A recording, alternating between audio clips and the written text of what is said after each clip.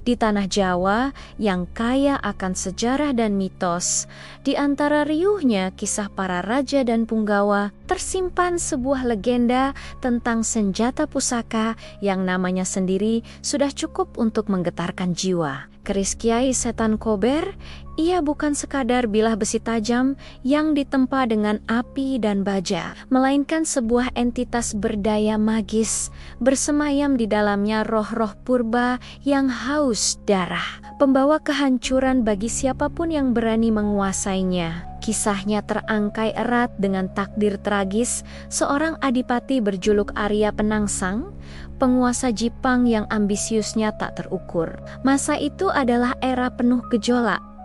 Ketika Kesultanan Demak Bintoro, mercusuar Islam di Jawa, mulai redup cahayanya setelah mangkatnya Sultan Trenggono. Perebutan kekuasaan tak terhindarkan, intrik dan pengkhianatan menjadi santapan sehari-hari di antara para bangsawan. Takhta yang kosong memanggil-manggil para pewaris dan mereka yang berambisi seolah magnet penarik prahara. Di tengah kekacauan ini, muncullah nama Adipati Jipang, Arya Penangsang. Arya Penangsang adalah sosok yang tak biasa. Tubuhnya kekar, raut wajahnya tegas, sorot matanya tajam memancarkan keberanian yang nyaris gila. Ia adalah putra mendiang Pangeran Sekar Sedalepen, kakak kandung Sultan Trenggono, yang tewas dibunuh atas perintah pamannya sendiri. Dendam membara telah mengakar dalam jiwanya sejak lama.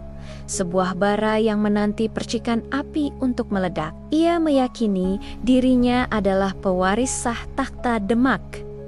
Sebuah keyakinan yang menggerakkan setiap langkahnya menuju ambisi kekuasaan. Namun, di balik keberaniannya yang luar biasa, tersembunyi watak yang keras, mudah naik pitam, dan haus akan pembalasan. Nafsu untuk melampiaskan dendam atas kematian ayahnya telah membutakan akal sehatnya, menjadikannya pribadi yang mudah dihasut dan terjerumus dalam emosi. Justru di dalam kegelapan inilah ia ditakdirkan untuk bersatu dengan pusaka yang paling kelam, keris Kiai Setan Kober.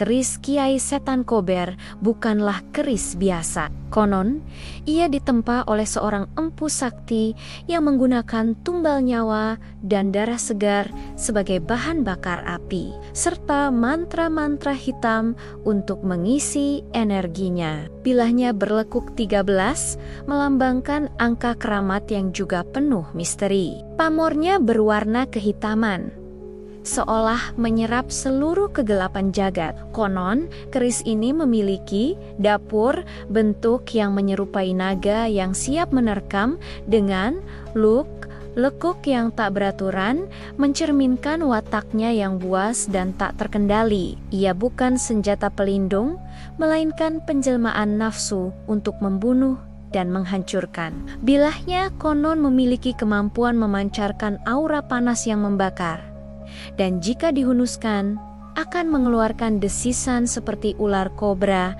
yang siap menyemburkan bisa. Aura mistisnya begitu kuat, mampu menghasut pemiliknya untuk berbuat keji, menjerumuskannya ke dalam kegilaan. Ia adalah bisikan iblis dalam wujud logam, penjaga api neraka yang tersimpan dalam genggaman. Kiai Setan Kober diwariskan turun-temurun, sebuah pusaka yang membawa nasib tragis bagi setiap pemiliknya. Ketika jatuh ke tangan Arya Penangsang, sebuah ikatan tak suci pun terbentuk. Bagi Arya Penangsang, keris itu adalah manifestasi dari dendam dan kekuatannya. Setiap kali ia menggenggamnya, terasa aliran energi panas menjalar ke seluruh tubuhnya, memompakan semangat membara, tetapi juga membisikkan hasutan kejam untuk membalas dendam tanpa ampun. Keris itu seolah memiliki kehendaknya sendiri, perlahan menguasai pikiran dan jiwanya. Di bawah pengaruh Kiai Setan Kober,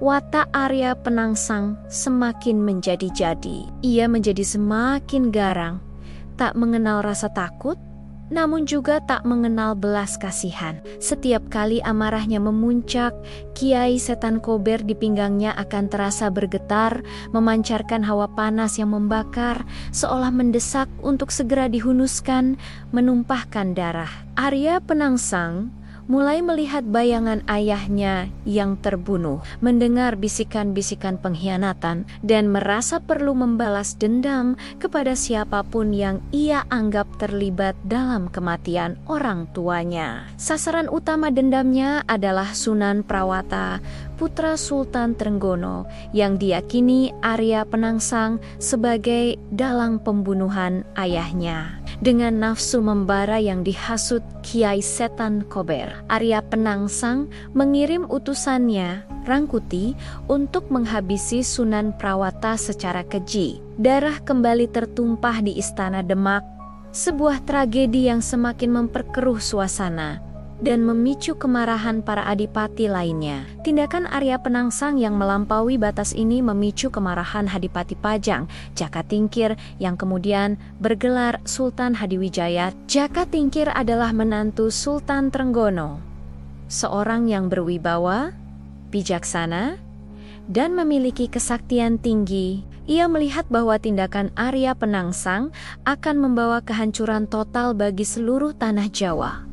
Pertarungan antara Jipang dan Pajang tak terhindarkan. Pergolakan kekuasaan pun mencapai puncaknya di tepi Bengawan Sore.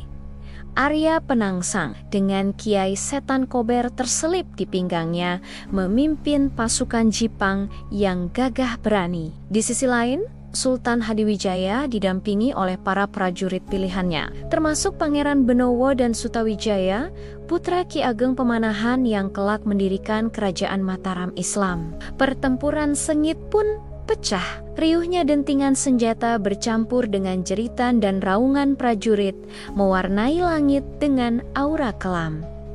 Arya Penangsang bertempur bagai kesetanan. Keris Kiai Setan Kober di tangannya menari-nari mematikan, menebas setiap musuh yang mendekat. Setiap hunusannya memancarkan energi panas yang membakar, membuat lawan-lawannya gentar. Bilah keris itu seolah haus akan darah, mendorong Arya Penangsang untuk terus maju tanpa mempedulikan luka-luka yang mulai mengalir di tubuhnya. Ia tak merasakan lelah, tak mengenal takut. Ia hanya merasakan bisikan Kiai Setan Kober yang terus mendesak untuk menumpahkan lebih banyak darah, untuk membalas dendam, untuk mengambil tahta. Dalam kegilaan pertempuran, sebuah strategi licik dilancarkan. Seekor kuda betina yang sedang berahi disiapkan, melintas di hadapan kuda jantan tunggangan Arya Penangsang. Kuda tunggangan Arya Penangsang, Gagak Rimang, sontak menjadi liar tak terkendali, terbawa nafsu untuk mengejar kuda betina itu. Dalam gejolak itu, Arya Penangsang yang sedang mengamuk kehilangan pijakan. Sesaat ia limbung. Dan di saat itulah sebuah tombak sakti Kiai Plerit melesat menembus lambungnya. Luka di lambungnya menganga, mengeluarkan isi perutnya. Namun Arya Penangsang masih belum tumbang. Ia meraih ususnya yang terburai, melilitkannya pada gagang keris Kiai Setan Kober yang ada di pinggangnya. Rasa sakit yang luar biasa tidak menghentikan amuknya. Justru Kiai Setan Kober seolah memberinya kekuatan dan kegilaan terakhir. Ia terus maju mencoba mencari Sutawijaya yang telah melukainya. Namun, di puncak amarah dan kesakitan itulah tragedi sesungguhnya terjadi. Dalam upaya untuk membalas dendam, Arya Penangsang lupa bahwa Kiai Setan Kober adalah pusaka yang juga ia selipkan di pinggangnya. Tempat ususnya kini terburai dan melilit di gagangnya. Tanpa sadar, dalam kemarahannya yang memuncak, ia menghunus Kiai Setan Kober untuk menyerang. Bilah keris yang tajam yang selama ini ia gunakan untuk menumpahkan darah musuhnya justru menebas ususnya sendiri yang melilit di gagang. Nyawa Arya Penangsang pun melayang. Ia tewas bukan di tangan musuh, melainkan oleh pusakanya sendiri, oleh nafsu darah yang telah merasukinya, dan oleh kecerobohan yang lahir dari kegilaan. Tragedi ini menjadi simbol sempurna dari kutukan Kiai Setan Kober. Pusaka itu memang memberikan kekuatan, namun pada akhirnya akan membawa kehancuran total bagi pemiliknya, bahkan dengan cara yang paling keji dan ironis. Setelah kematian Arya Penangsang, Kiai Setan Kober tidak lenyap begitu saja. Ia disucikan, disemayamkan di tempat yang aman, tidak lagi boleh dihunuskan sembarangan. Namun, legenda tentang kutukannya tetap hidup. Ia menjadi peringatan abadi bagi para penguasa dan mereka yang haus kekuasaan. Sebuah pengingat bahwa ambisi yang tak terkendali, terutama ketika dipadukan dengan kekuatan gelap yang haus darah, hanya akan berujung pada kehancuran dan takdir tragis. Kisah Kiai Setan Kober dan tragedi Arya Penangsang terus diceritakan dari generasi ke generasi. Bukan sekadar dongeng pengantar tidur, melainkan sebuah narasi epik tentang kekuatan pusaka, dendam yang membutakan, dan kejatuhan seorang pahlawan yang tersesat di jalan kegelapan. Sebuah cerita yang abadi, menggaung di setiap sudut tanah Jawa, mengajarkan tentang pentingnya kebijaksanaan, pengendalian diri, dan bahaya dari membiarkan nafsu menguasai jiwa. Pusaka itu tak lagi menumpahkan darah, namun kisahnya terus menjadi noda hitam yang tak terhapuskan dalam lembaran sejarah dan legenda mistis Nusantara.